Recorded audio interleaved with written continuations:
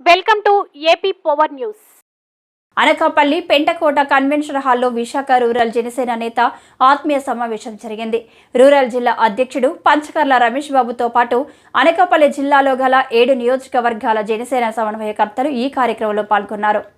ఈ సమావేశంలో కొనతాల రామకృష్ణ మాట్లాడుతూ, మీ కుటుంబంలోకి ఒకటిగా వస్తున్నాను. గత 10 సంవత్సరాలుగా మీరు చేస్తున్న పోరాటంలో ఇక నుండి నేను భాగస్వామి అవుతాను అంటూ జనసేన శ్రేణులను ఉద్దేశించి ప్రసంగించారు. ప్రజాస్వామ్యాన్ని రక్షించవలసిన సమయం ఆసన్నమైందని, బ్రిటిష్ పరిపాలనను తలదన్నేలా రాష్ట్రంలో ప్రభుత్వ పాలన సాగుతుందని, ఈ నియంతృత్వ ప్రభుత్వం నుండి విముక్తి కోసం ఈ రాష్ట్రంలో మరో స్వతంత్ర పోరాటం జరగబోతుందన్నారు.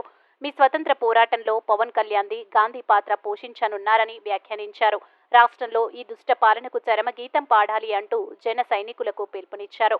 రాష్ట్రం కోసం త్యాగాలు చేసిన బూర్గుల శివరామకృష్ణ, టంగుటూరి ప్రకాశం పంతులతో పవన్ కళ్యాణ్ను ఆయన పోల్చారు. టీడీపీలో పొత్తులో భాగంగా వచ్చే 5 ఏళ్లలో జరిగే అన్ని ఎన్నికల్లోనూ 30% జనసేన అభ్యర్థులు పోటీ చేసేలా పవన్ కళ్యాణ్ ప్రణాళిక రూపొందిస్తున్నారన్నారు.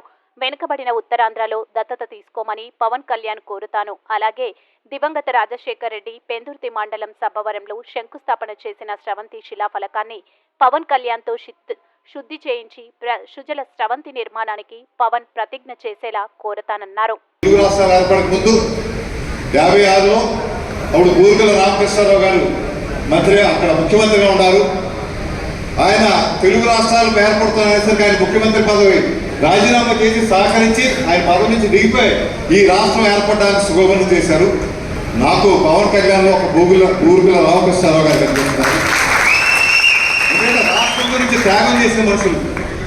అదేవిధంగా ఒక టంగుటూరు ప్రకాశం పంతులు ఆ రోజు సైబర్ కమిషన్ని చొక్కా ఇప్పి కాల్చరా తెల్లవరా అని చెప్పి ముందు వెళ్ళి పోరాటం చేసినటువంటి ప్రకాశం పంతులు గారిని చూసాం. మళ్ళీ పవన్ కళ్యాణ్ గారిలో ఒక ప్రకాశం పంతులు గారిని చూస్తున్నాం.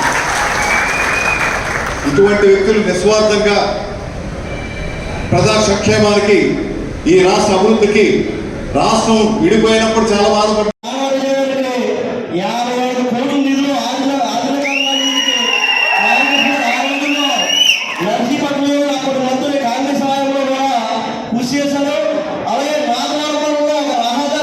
అనకాపల్లి కాన్స్టిట్యున్సీ మొదటి స్థానంలో ఉంటుందని తెలియజేసుకుంటూ, ఇందాక మా సోదరుడు పంచగల సందీప్ గారు మాట్లాడారు. వాడెవడో పప్పులు కొట్టి 4 పోస్టర్లు కొట్టి ఎవరితో కొట్టించాడని. వాడు కొడితే పోస్టర్లే కొట్టగలుగుతాడు. మన యూత్ కొడితే